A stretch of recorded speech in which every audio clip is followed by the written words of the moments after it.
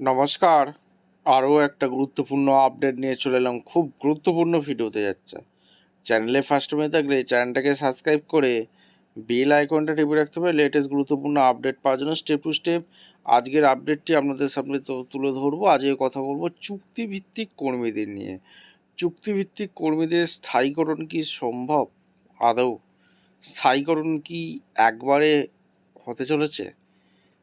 5 লক্ষ চুক্তিভিত্তিক কর্মী রাজ্যে আছে, সবাইকে কি স্থায়ীকরণ একবারে করে দেওয়া রাজ্য সরকারের পক্ষে সম্ভব? কর্মীদের কি আশার আলো ফুটতে চলেছে নাকি শুধু হতাশা? আইন কি বলছে আজকে আপনাদের সামনে তুলে ধরবো। খুব গুরুত্বপূর্ণ ভিডিও।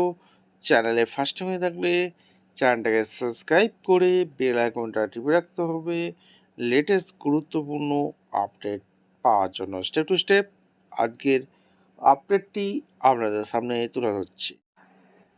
দেখুন, কেউ যদি ভেবে থাকেন এই সরকার 5 লক্ষ অস্থায়ী বা চুক্তিভিত্তিক কর্মীদের একবারে স্থায়ী করে দেবেন, তাহলে আপনাদের ধারণা কিন্তু ভুল প্রমাণিত হতে পারে। কারণ এইভাবে কোনোভাবেই স্থায়ী নিয়োগ সম্ভব হবে না।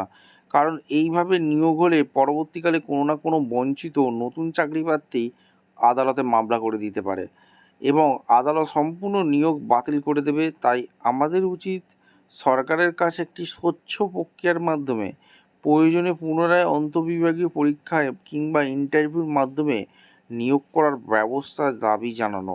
সরাসরি সর্বজনসম্মত নিয়োগ পরীক্ষায় অংশগ্রহণ করলে এই তীব্র প্রতিযোগিতার বাজারে অনেকেরই চাকরি না পাওয়ার সম্ভাবনা থাকতে পারে। তাই আমাদের অভিজ্ঞতাও এতদিনে তথা এত বছরের কর্মদায়িত্বের পালন করে যার কথা স্মরণ করি, একটা স্বচ্ছ এবং আইনের দ্বারা পুরোপুরি শিক্ষিত অন্তর্বিভাগীয় নিয়োগের দাবি জানানো উচিত। কেউ যদি ভেবে থাকেন এই সরকার 5 লক্ষ অস্থায়ী চুক্তিভিত্তিক কর্মীদের স্থায়ী করে দেবেন, তাহলে আপনাদের ধারণা ভুল প্রমাণিত হতে পারে। ঠিক আছে? অর্থাৎ কারণ এইভাবে কোনোভাবেই স্থায়ী নিয়োগ সম্ভব হবে না। কারণ এইভাবে নিয়োগ হলে পরবর্তীকালে কোনো না কোনো বঞ্চিত চাকরি প্রার্থীরা আদালতে মামলা করতে পারে এবং আদালত সম্পূর্ণ নিয়োগ বাতিল করে দিতে পারে। তাই আমাদের উচিত সরকারের কাছে একটা স্বচ্ছ প্রক্রিয়ার মাধ্যমে প্রয়োজনে পুনরায় আন্তঃবিভাগীয় এই হচ্ছে একটা আপডেট। আমাদের মতামত অবশ্যই কমেন্ট করে জানাবেন। দেখা হচ্ছে কোনো পরবর্তী ভিডিও। ধন্যবাদ।